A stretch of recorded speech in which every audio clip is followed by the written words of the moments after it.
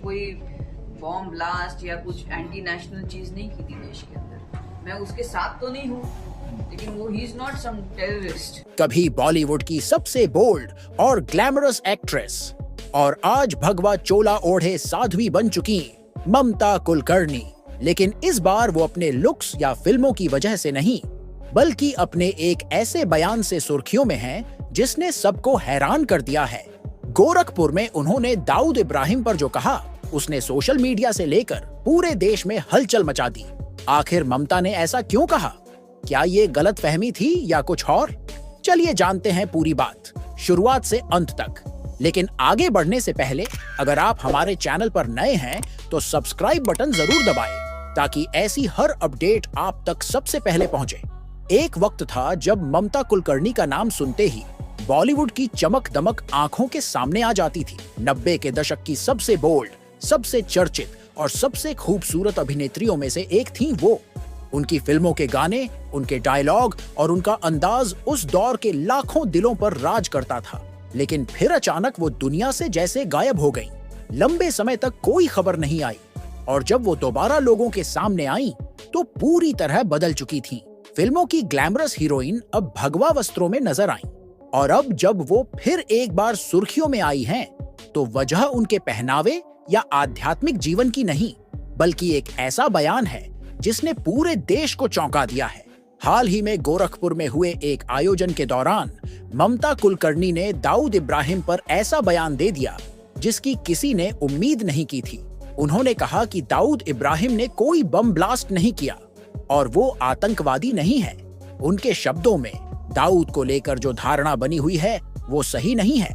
उन्होंने कहा कि लोग बिना समझे किसी का नाम आतंकवाद से जोड़ देते हैं, लेकिन सच्चाई कुछ और है। उन्होंने यह भी कहा कि वो खुद कभी दाऊद से नहीं मिली और उनका उससे कोई लेना देना नहीं है। अब जरा सोचिए, 1993 के मुंबई बम धमाकों के बाद से दाऊद इब्राहिम का नाम भारत के सबसे वांछित आतंकवादियों की सूची में शामिल है।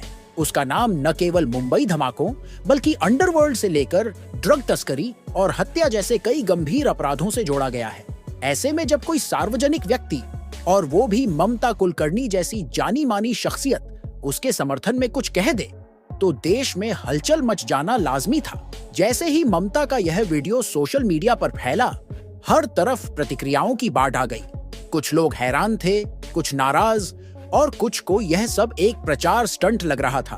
कई लोगों ने कहा कि यह न्यायिक प्रक्रिया का अपमान है, जबकि कुछ ने इसे ममता के आध्यात्मिक भ्रम का नतीजा बताया। वहीं कुछ लोग ऐसे भी थे जो कह रहे थे कि शायद ममता का मतलब कुछ और था और मीडिया ने उनके बयान को तोड़ मरोड़ कर पेश किया। लेकिन इस बयान ने एक बार फिर लोगों को याद दिलाया कि ममता कुलकर्णी का जीवन हमेशा से विवादों के घेरे में रहा है। 90 के दशक में जब वो अपने करियर के शिखर पर थीं, तब भी वो अपने बयानों और अपने बिंदास अंदाज की वजह से चर्चा में रहती थीं। करण अर्जुन, कृष्णा, बाजी और क्रांतिवीर जैसी सुपरहिट फिल्मों में उन्होंने अपनी पहचान बनाई थी। लेकिन जैसे जैसे उनका करियर आगे बढ़ा, वैसे वैसे इंडस्ट्री से उनकी दूरी बढ़ती गई। कहा जाता है कि इंडस्ट्री के बड़े लोगों से मतभेद और कुछ व्यक्तिगत कारणों की वजह से उन्होंने अचानक बॉलीवुड से किनारा कर लिया। फिर 2016 में उनका नाम एक बार फिर सुर्खियों में आया। इस बार एक ड्रग्स केस में बताया गया कि केन्या में एक बड़े ड्रग तस्करी मामले में ममता और उनके कथित साथी विक्की गोस्वामी का नाम आया है। इस खबर ने सबको चौंका दिया था। हालांकि ममता ने हमेशा कहा कि यह सब झूठ है और विक्की से उनकी शादी की बातें महज अफवाह हैं, लेकिन इन खबरों ने उनकी छवि पर गहरा असर डाला। इसके बाद वो लगभग पूरी तरह गुमनामी में चली गई और फिर साल 2025 में जब प्रयागराज में महाकुंभ का आयोजन चल रहा था, तो अचानक भगवा वस्त्रों में एक महिला नजर आई और सब दंग रह गए जब पता चला कि वो ममता कुलकर्णी हैं। उन्होंने खुद को पूरी तरह आध्यात्मिकता को समर्पित कर दिया था। किन्नर अखाड़े की महामंडलेश्वर लक्ष्मी नारायण त्रिपाठी ने उन्हें महामंडलेश्वर की उपाधि दी। उस समय भी लोगों को यकीन नहीं हुआ कि जो अभिनेत्री कभी बॉलीवुड के सबसे ग्लैमरस चेहरों में से एक थीं, वो अब साध्वी बन चुकी हैं। उनका नया नाम रखा गया यमाई ममता नंदगिरी। इस परिवर्तन के बाद लोगों ने सोचा कि अब ममता पूरी तरह से दुनिया के आकर्षण से दूर हो चुकी है, लेकिन गोरखपुर में दिया गया उनका बयान साबित करता है कि उनका नाम आज भी सुर्खियों से दूर नहीं रह सकता। जब उन्होंने दाऊद इब्राहिम को लेकर कहा कि उसने कोई बम ब्लास्ट नहीं किया, तो यह कथन किसी साधारण व्यक्ति का नहीं था। यह उस व्यक्ति का था जिसे कभी जनता ने बड़े पर्दे पर एक आइकन की तरह देखा था। अब सवाल उठता है कि आखिर उन्होंने ऐसा क्यों कहा? क्या यह किसी गलतफहमी का नतीजा था या उनके मन में कोई और भावना थी? क्या वो वास्तव में दाऊद के समर्थन में बोल रही थीं या वो किसी और के बारे में बात कर रही थीं और नाम गलत तरीके से लिया गया? विवाद बढ़ने के बाद ममता ने खुद सफाई दी। उन्होंने कहा कि उनके बयान का गलत अर्थ निकाला गया। वो दरअसल विक्की गोस्वामी के बारे में बात कर रही थीं, न कि दाऊद इब्राहिम के बारे में। उन्होंने स्पष्ट किया कि दाऊद से उनका कभी कोई संबंध नहीं रहा और वो उसे आतंकवादी मानती है। उन्होंने कहा कि वो आज पूरी तरह से धर्म और अध्यात्म के रास्ते पर हैं और बीते जीवन से उनका कोई संबंध नहीं है। लेकिन तब तक बात फैल चुकी थी। सोशल मीडिया की दुनिया में एक बयान कब, कहां और कैसे फैल जाता है, ये किसी के नियंत्रण में नहीं होता। एक बार वीडियो वायरल हुआ तो लोगों ने अपनी अपनी राय बना ली। कुछ लोग कहते हैं कि यह बयान ममता की सोच का नतीजा है, जो अब दुनिया को एक आध्यात्मिक दृष्टिकोण से देखती है। वो शायद यह कहना चाहती थी कि किसी को जज करने से पहले सच्चाई को समझना चाहिए। जबकि कुछ लोगों का मानना है कि ममता के मन में अभी भी पुरानी दुनिया की छाप बाकी है और उन्होंने यह बयान सोच समझकर नहीं दिया। लेकिन जो भी हो, ममता कुलकर्णी का यह बयान अब देश के सामाजिक और राजनीतिक हलकों में चर्चा का विषय बन चुका है।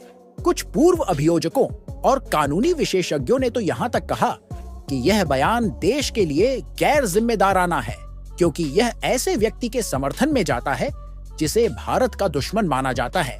वहीं दूसरी ओर कुछ लोगों का कहना है कि अगर कोई व्यक्ति आध्यात्मिक जीवन जी रहा है तो उसे अपनी राय रखने का हक है, भले वो राय विवादास्पद ही क्यों न हो। इस पूरे मामले में दिलचस्प बात यह है कि ममता ने अपने बयान में खुद को किसी भी तरह की राजनीति या फिल्म इंडस्ट्री से अलग बताया। उन्होंने कहा कि अब उनका ध्यान केवल आत्मा, ईश्वर और साधना पर है। लेकिन जो व्यक्ति कभी बॉलीवुड की चकाचौंध में रहा हो, उसकी एक एक बात आज भी मीडिया के लिए खबर बन जाती है। शायद यही वजह है कि उनके हर शब्द का असर आज भी वैसा ही होता है जैसा कभी उनकी फिल्मों का हुआ करता था। ममता कुलकर्णी का जीवन हमेशा विरोधाभासों से भरा रहा है। एक तरफ वो उस दौर की सबसे सफल और खूबसूरत अभिनेत्री रहीं, दूसरी तरफ उनका करियर अचानक खत्म हो गया। एक वक्त वो फिल्मी पार्टियों और पुरस्कार समारोहों की जान हुआ करती थीं और आज वो साध्वी के रूप में आश्रमों में भजन कीर्तन करती हैं। और अब जब उन्होंने दाऊद जैसे विवादित व्यक्ति पर बयान दिया है तो एक बार फिर वो चर्चा के केंद्र में है। फर्क बस इतना है कि अब ये चर्चा उनके अभिनय की नहीं, उनके विचारों की हो रही है। अगर ममता का जीवन एक दर्पण की तरह देखा जाए तो उसमें ग्लैमर, प्रेम, विवाद, गुमनामी और अध्यात्म सब कुछ झलकता है। उन्होंने सब देखा है, नाम, शोहरत, विवाद और अब एक शांत जीवन की तलाश। शायद यही कारण है कि उनका हर बयान, हर कदम लोगों के लिए रुचि का विषय बन जाता है। आज जब वो भगवा वस्त्र पहनकर कहती हैं कि मैं अब केवल ईश्वर के मार्ग पर हूँ, तो बहुत से लोग उनकी इस आध्यात्मिक छवि को देखकर प्रेरित होते हैं। लेकिन जब वही व्यक्ति किसी ऐसे नाम पर बात कर दे जो दशकों से भारत की सुरक्षा एजेंसियों के निशाने पर है, तो स्वाभाविक रूप से सवाल उठते हैं। ममता कुलकर्णी का यह बयान हमें यह भी सोचने पर मजबूर करता है कि क्या प्रसिद्धि के साथ आने वाली जिम्मेदारी कभी खत्म होती है? क्या किसी मशहूर व्यक्ति को, जो अब सार्वजनिक जीवन से दूर है, अपने हर शब्द के प्रभाव से मुक्त माना जा सकता है? या फिर उसका हर बयान, चाहे वह आध्यात्मिक हो या व्यक्तिगत, जनता के दायरे में ही रहेगा?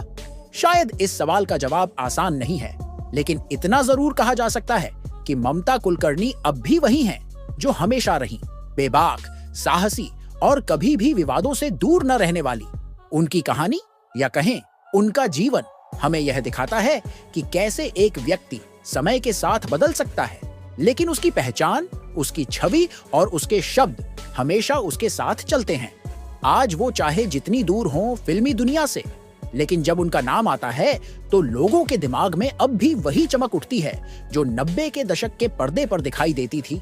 दाऊद इब्राहिम पर उनका दिया गया यह बयान शायद आने वाले दिनों में और भी चर्चाओं को जन्म देगा। कुछ लोग इसे नादानी कहेंगे, कुछ इसे गलतफहमी, लेकिन एक बात तय है, ममता कुलकर्णी का नाम फिर एक बार चर्चा के केंद्र में है और शायद यही उनकी जिंदगी की सबसे दिलचस्प बात है। वो चाहे तो चुप रहें, फिर भी दुनिया उन्हें सुने बिना नहीं रह सकती। तो दोस्तों, ममता कुलकर्णी का ये बयान एक बार फिर साबित करता है कि कुछ लोग जहां भी जाते हैं, चर्चा अपने आप उनके पीछे चलती है। क्या आप मानते हैं कि ममता का बयान सिर्फ आध्यात्मिक दृष्टिकोण से दिया गया था या ये एक गलत वक्त पर बोला गया शब्द था? अपनी राय हमें कमेंट में जरूर बताइए। अगर आपको वीडियो जानकारी पूर्ण लगा हो तो इसे लाइक कीजिए, शेयर कीजिए और ऐसे ही चर्चित मुद्दों पर सही जानकारी सब्सक्राइब करना न भूलिए।